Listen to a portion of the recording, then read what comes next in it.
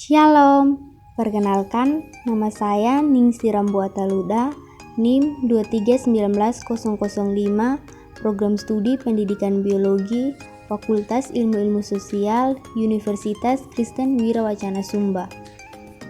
Teman-teman, pada video kali ini saya akan menjelaskan sistem pencernaan, sistem pernapasan, sistem ekskresi, dan sistem sirkulasi pada hewan vertebrata, khususnya kelas Apes yaitu burung. Untuk itu perlu kita ketahui bahwa burung adalah anggota kelompok hewan bertulang belakang atau vertebrata yang memiliki bulu dan sayap. Langsung saja pada inti materinya. Pertama, sistem pencernaan burung dimulai dari mulut dan berakhir di kloaka. Pertama, rongga mulut. Di dalam rongga mulut, makanan dicampur dengan air ludah dan enzim ludah atau saliva. Air ludah ini berfungsi sebagai bahan lubrikas dan juga sebagai enzim dalam proses pencernaan secara enzimatis. Kedua, tembolok. Tembolok ini terletak pada tenggorokan bagian akhir. Tembolok ini juga menjadi tempat untuk menampung dan menimbun makanan. Di sini makanan akan disimpan untuk sementara waktu dan mengalami proses peredaman oleh cairan yang disekresikan oleh dinding tembolok. Yang ketiga, lambung. Di dalam lambung akan mengalami proses pencernaan secara enzimatis dengan bantuan getah lambung. Lambung ini akan menghasilkan enzim pepsin, renin, dan asam klorida. Fungsi utama dari lambung ialah untuk menyimpan makanan sekaligus mencerna makanan. Yang keempat, empedal. Di dalam empedal ini terjadi proses pelumatan makanan dengan bantuan grid. Grid ini membantu pelumatan makanan menjadi partikel yang lebih kecil dengan permukaan yang luas hingga mudah untuk penetrasi enzim. Yang kelima, usus halus. Usus halus pada burung tersusun atas duodenum, jejunum, dan ileum. Di duodenum terjadi proses penyerapan makanan. Proses pencernaan usus halus ini dibantu dengan enzim pankreas dan cairan empedu dan enzim usus. Empedu ini berfungsi untuk mengemulsi lemak dan mengaktifkan lipase dan hidrolisis lemak. Fungsi utama usus ini adalah untuk melindungi dinding duodenum dari pengaruh suasana asam dari lambung. Keenam, usus besar. Di dalam usus besar ini masih terdapat substansi makanan yang belum dicerna dan tidak terabsorpsi oleh usus halus, seperti selulosa dan hemiselulosa. Sebagian besar air akan diserap di dalam usus besar, selanjutnya akan bermuara ke rektum dan akan dibuang melalui kloaka. Yang terakhir, kloaka. Sari-sari makanan yang tidak diserap oleh tubuh didorong oleh usus besar menuju rektum, selanjutnya akan dikeluarkan melalui kloaka. Berikutnya, mekanisme pencernaan burung. Makanan masuk melalui paru, kemudian akan diteruskan melalui esofagus ke tembolok. Tembolok ini dapat menyimpan makanan sampai 12 jam. Dari tembolok, makanan akan diteruskan ke lambung untuk dicerna secara kimiawi menggunakan enzim-enzim pencernaan. Berikutnya, empedal. Di dalam empedal, makanan akan dicerna secara mekanis hingga menjadi halus oleh karena burung tidak memerlukan gigi untuk mencerna makanan. Kemudian, pada usus halus akan terjadi penyerapan nutrisi dan pada sika bakteri membantu pemecahan dan pembusukan sisa makanan. Berikutnya, usus besar. Di usus besar, air yang masih terkandung pada sisa makanan yang tidak tercerna akan diserap. Kemudian kloaka. Feses dicampurkan dengan urin, lalu feses siap untuk dikeluarkan. Kedua, sistem pernapasan burung. Adapun organ pernapasan burung, pertama, lubang hidung. Pada burung terdapat dua lubang hidung, yaitu lubang hidung luar dan dalam. Lubang hidung luar terdapat pada pangkal paru sebelah atas dan berjumlah sepasang. Sedangkan lubang hidung dalam terdapat pada langit-langit rongga mulut. Kedua, trakea. Trakea tersusun atas tulang rawan yang berbentuk lingkaran. Trakea ini bercabang menjadi bronkus kanan dan kiri. Bronkus ini kemudian akan menghubungkan siring dengan paru-paru. Siring ini memiliki selaput yang akan bergetar dan menghasilkan bunyi jika ada udara yang lewat. Ketiga, paru-paru. Pada burung, paru-paru terdapat sepasang dan menempel di dinding dada bagian dalam. Paru-paru pada burung dibungkus oleh selaput paru-paru atau pleura dan berhubungan dengan kantong udara. Paru-paru burung ini tidak memiliki alveoli dan sebagai gantinya adalah pembuluh udara yang disebut parabronki. Saluran udara para bronki bercabang-cabang, yaitu berupa pembuluh kapiler udara yang letaknya berdampingan dengan kapiler darah. Keempat, kantung udara. Pada burung terdapat kantung udara.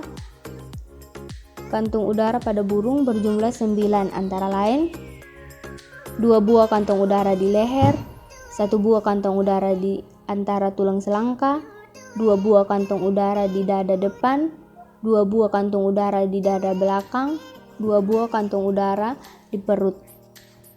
Jadi, mekanisme pernapasan burung terbagi atas 2, yaitu saat hinggap atau beristirahat dan saat terbang. Pertama, mekanisme pernapasan burung saat istirahat terbagi atas 2 fase, yaitu fase inspirasi dan ekspirasi. Fase inspirasi atau penarikan nafas, udara masuk melalui hidung ke trakea sehingga mengakibatkan tulang rusuk bergerak ke bawah. Akibatnya, rongga dada membesar dan paru-paru mengembang. Paru-paru yang mengembang menyebabkan udara dapat masuk. Kemudian, udara yang kaya oksigen sebagian diserap oleh paru-paru dan terjadi pertukaran gas. Sementara itu, sebagiannya lagi dialirkan menuju kantung udara bagian belakang. Nah, udara yang sudah ada di kantung udara bagian belakang mengalir ke paru-paru dan menuju kantung udara bagian depan. Di sana, udara sudah tidak banyak mengandung oksigen. 2. Fase ekspirasi atau pengeluaran nafas. Terjadi ketika tulang rusuk kembali ke posisi semula, rongga dada mengecil, dan paru-paru mengempis.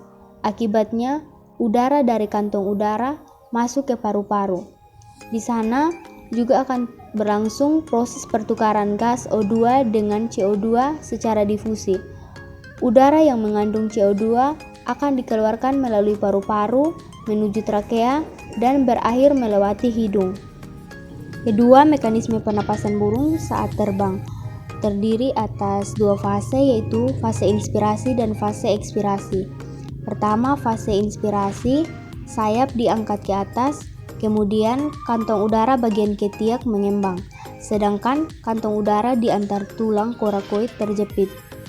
Udara luar kemudian masuk ke kantong udara di ketiak dan mengalir masuk ke kantong udara di perut atau abdominal. Sebagian kecil udara akan dialirkan ke paru-paru dan kantong udara yang lain. Selanjutnya, kantong-kantong udara tersebut kemudian mengempis dan udara akan masuk ke paru-paru untuk proses difusi. Kedua, fase ekspirasi. Sayap diturunkan, kemudian kantong udara bagian ketiak terjepit, sedangkan kantong udara di antar tulang korakoid mengembang. Oleh karena kantong udara di ketiak terjepit, maka udara yang sebelumnya ada di sana mengalir ke paru-paru. Di sana terjadi proses pertukaran gas. Nah, udara dari paru-paru kemudian mengisi kantong udara bagian dada sehingga kantong udara di dada mengembang. Selanjutnya, udara kotor dialirkan keluar melalui bronkus, trakea, lalu ke hidung. Ketiga, sistem ekskresi burung. Burung memiliki alat ekskresi berupa ginjal, paru-paru, dan kloaka.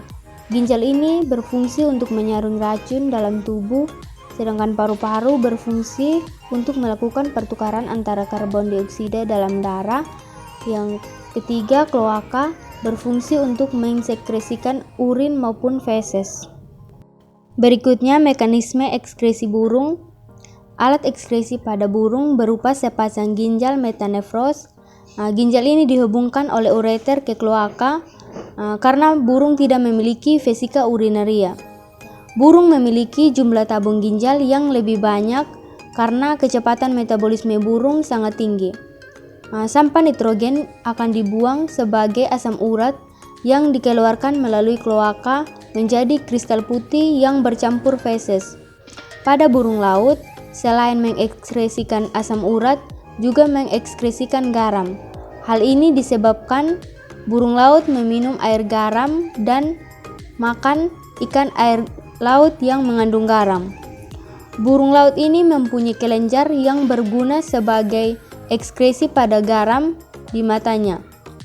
Larutan garam mengalir ke rongga hidung, kemudian keluar melalui nares luar, dan akhirnya garam menetes dari ujung paruh. Keempat, sistem sirkulasi burung. Alat peredaran darah burung terdiri atas 3. Yang pertama, jantung. Jantung pada burung ini berfungsi untuk memompa darah agar darah beredar ke seluruh tubuh. Jantung burung memiliki 4 ruang, yaitu serambi kanan yang berfungsi untuk menerima darah kotor yang kaya akan karbon dioksida dari seluruh tubuh. Kedua, serambi kiri. Serambi kiri ini berfungsi untuk menerima darah bersih yang kaya akan oksigen dari paru-paru. Ketiga, bilik kanan berfungsi untuk memompa darah kotor yang kaya akan karbon dioksida ke paru-paru. Keempat, bilik kiri berfungsi untuk memompa darah bersih yang kaya akan oksigen ke seluruh tubuh. Organ yang kedua adalah pembuluh darah yang terdiri atas arteri. Arteri ini adalah pembuluh darah yang berfungsi membawa darah bersih yang kaya akan oksigen ke seluruh tubuh. Kedua, arteri pulmonalis yang membawa darah kotor yang kaya akan karbon dioksida ke paru-paru. Ketiga, vena. Pembuluh darah vena ini berfungsi membawa darah kotor yang kaya akan karbon dioksida dari seluruh tubuh untuk kembali ke jantung. Keempat, vena pulmonalis yang membawa darah bersih dari paru-paru ke jantung.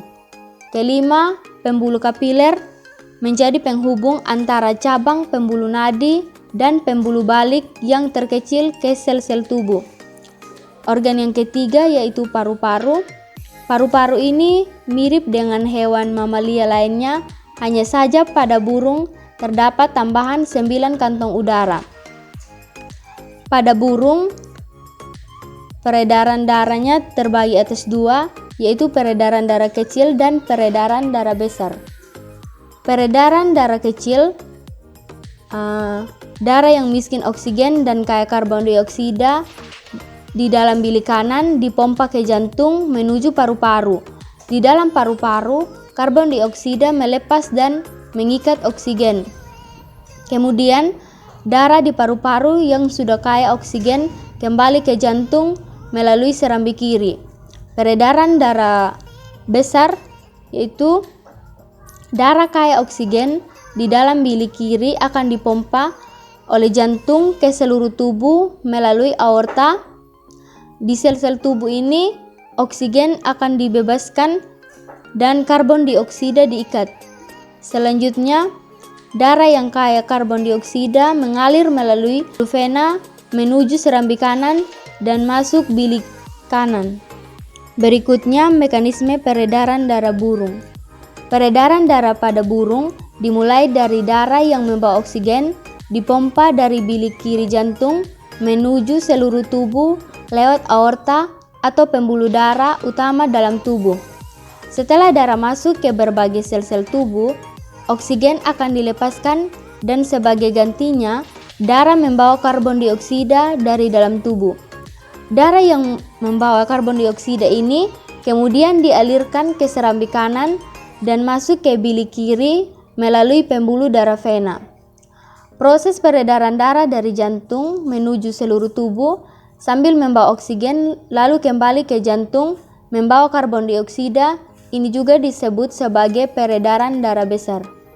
Setelah dari bilik kanan, darah yang membawa banyak karbon dioksida kemudian akan dipompa ke paru-paru. Jadi, saat burung menghirup napas dan mengambil oksigen yang masuk ke paru-paru, maka disinilah akan terjadi proses pertukaran karbon dioksida dengan oksigen terjadi.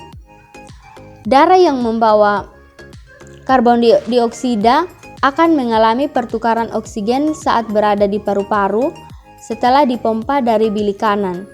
Oksigen yang sudah diikat oleh darah di paru-paru kemudian dipompa lagi ke jantung melalui serambi kiri dan masuk ke bilik kiri. Setelah berada di bilik kiri, proses peredaran darah pada burung pun kembali berlangsung ke seluruh tubuh untuk membawa oksigen.